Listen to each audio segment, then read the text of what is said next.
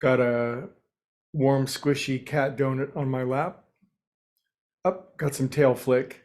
Anyway, yesterday we reminded ourselves of the spiritual principle, the astonishing, wonderful spiritual principle, ask and you shall receive. And today I thought we'd take a deeper dive, a deeper unpacking, as they seem to say nowadays, on the topic of asking, because it's understandable that one could feel doubt or skepticism regarding that principle because you ask for something and you don't get it. So obviously the principle is broken. But I want to take a deeper look at what asking really is. And to do that, I want to use an analogy, and I'll try not to, or a metaphor, I'll try not to strain it too much.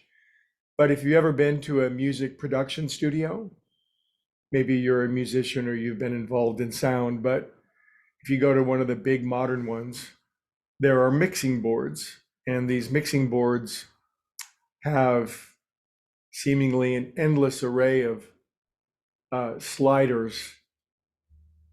Maybe that's changed in this modern digital age, but I still think they use sliders, and there's all these different wavelengths and strata of sound and effect that are adjustable. And boy, you really want to find an expert. This is why in the history of modern recorded music, there have been a few different music producers that have really come to the fore, because they can take a song and they can put it into a form that is just, well, it's literally gold, I guess you might say. So when we think of asking, we're not just necessarily, it's not just one slider that we're moving. For example, say somebody said that I want a new house, and that seems very direct and straightforward. And so that's one slider on the mixing board. The mixing board is called the asking mixing board. And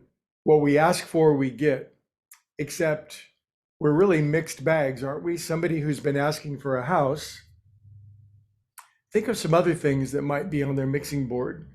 How about the feeling that they'll never get a house? How about a feeling or a memory or the experience of disappointment that they lost a previous house? How about their intellectual understanding that the market is not good right now and the interest rates are lousy, so there's really no way to get a house? How about the fact that they never had a house before? How about the fact that they grew up there go the trash trucks? How about, I think you can see how this can be extended. There's so many different ways of thinking about, feeling about the impression around their asking of wanting a house. And each and every one of us is a mixing board like this. Our entire lives are asking since we very first started living. I would say that we've been asking for far longer than this lifetime. So when we come into this lifetime, we're an amalgam of everything we've asked for in this lifetime and all that we've been asking for or experiencing in previous lifetimes. There's so much going on. Each and every one of us has a mixing board of life with a completely unique and an individual array or arrangement, we might say, of asking. And because we've all been asking and experiencing different things, that leads to the perfect individuality of all of our own lives. Now, this is to say that if we can coordinate our asking and get it all aligned, then our asking will be far more immediately revealed and given to us. But if our asking is really, if we're thinking one thing and feeling another, I really want a new house, I don't really feel like I can get it. I want a new house, but I'm jealous that other people have a house. I want a new house, but I'm kind of thinking that interest rates aren't good right now. I want a new house, but nobody in my family has ever had a house before. Everything we think, feel, every impression inside of us is the combination of our asking. And so in any given moment, if there's a delay between what we appear to be asking for and what we're getting, we need to consider that our ask is very complicated and convoluted and intricate. And yet, if we can focus our asking and begin to clean it up, We can clean up disbelief or negative thinking or resentment. I'm so angry that somebody else has a house, or I'm so angry that I lost my house.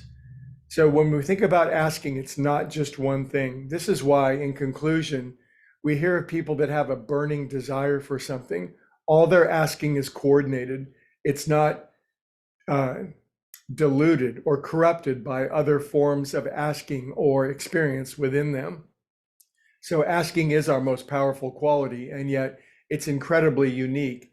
And I would say for most people on this planet, most of the time, they're definitely asking for something, yet the quality of their asking is very mixed. It's very convoluted. It's very distorted and dissipated in 100 other forms of thinking or asking or believing or feeling about it.